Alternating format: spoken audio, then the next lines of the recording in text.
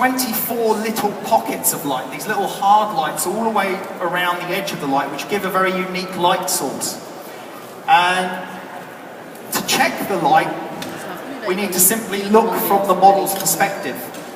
This is normally very difficult for me because I'm quite a short photographer, and normally my models are about 6 foot tall, but Ophelia is not too bad for height-wise with me, so I'm just going to look there, and yeah, it looks pretty good position-wise. We can see all of the edge of the ring flash around. I shot it for you because I'm a little taller. Yeah, Urs is no problem with the height, which always makes it difficult when I'm presenting with him. That's why I need my box to stand on. So what Urs has done there is he's shown you the lighting, what it looks like from the model's perspective. And should we do a shot with it in as well? So if we focus the light head right into the center, you might want to shut your eyes on this because it's very bright. And what Urs will do is he's going to take another picture so you can see the other end of the scale with this light, which is when it's in the focus position, the light is coming right from the middle, like a really bright ball glare of sunlight. And you can use this light in any of the positions that you prefer to create either a harder light or a softer light. And for the beauty stuff, we generally use it in the outer position. So there you can see the versatility of the different effects that light is giving, with it in the very center, with it partially out, and then in the ring flash position. Now when it's in this position, the photographer can actually stand right in front of the light. So I'm going to actually shoot from here. My head will be right in the center, my body is blocking out the bottom, but it doesn't really matter because I'm only going to block out 2 or 3 petals at the bottom there, and all the rest of the light can still reach the model. And it also means that I can move in and I can move out, and it doesn't matter, the light can still wrap around me. That makes it very versatile for the photographer, but it also makes it very versatile for the model, because she can then move around, and she has a good area to play with, to pose and move her position. So let's take a few shots and we'll see if we can get the exposure balance right. I'm not sure if our background light is correct anymore because we just changed it over. I'm just going to make sure that the other light is off. We don't want this one on anymore.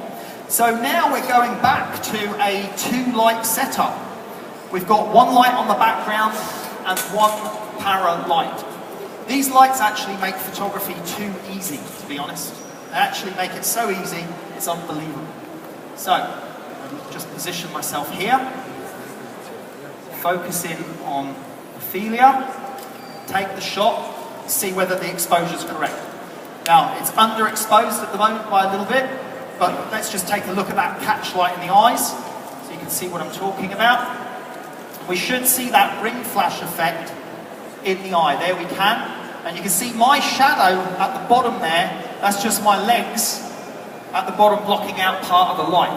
But this light gives a fantastic beauty light on the skin tone. So we're just going to take the power on this light up a little bit more. So I'm going to take it up to about 6.7, just to get that to a little bit brighter exposure. And move back in position, line that up on Ophelia.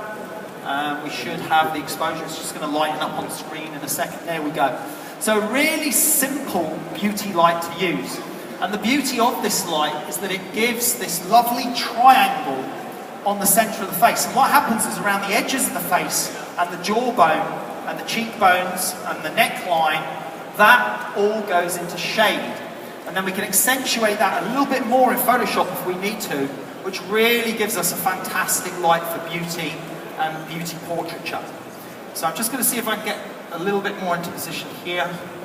And I'm going to just let Ophelia move around a little bit now, because she can adopt a few poses and we will see that this light works fantastically each position. That's great. Lovely.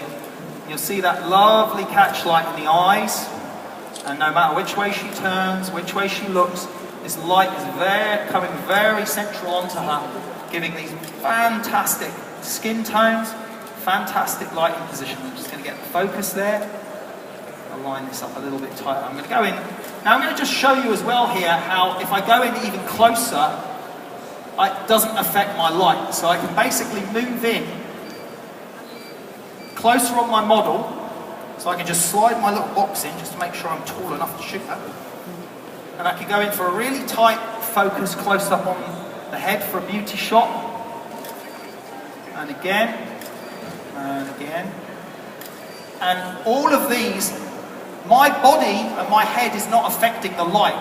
I'm still not affecting the light. Just do one square onto me a second, please, Ophelia. Just looking straight into the light, just so we can see that catch light in the eyes.